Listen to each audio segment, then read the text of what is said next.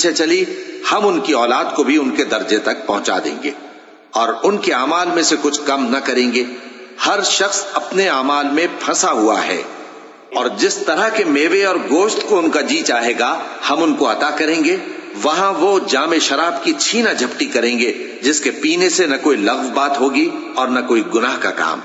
اور نوجوان خدمتگار جو ایسے ہوں گے جیسے چھپائے ہوئے موتی جو ان کے آس پاس پھریں گے اور ایک دوسرے کی طرف رخ کر کے آپس میں گفتگو کریں گے، کہیں گے کہ اس سے پہلے ہم اپنے گھر میں اللہ سے ڈرتے رہتے تھے تو اللہ نے ہم پر احسان فرمایا اور دوزخ کی گرم ہوا کے عذاب سے ہمیں بچا لیا۔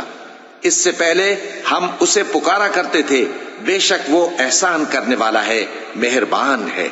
تو اے پیغمبر تم نصیحت کرتے رہو، تم اپنے پروردگار کے فضل سے نہ تو کاہن ہو اور نہ دیوانے۔ کیا کافر یہ کہتے ہیں کہ یہ شاعر ہے اور ہم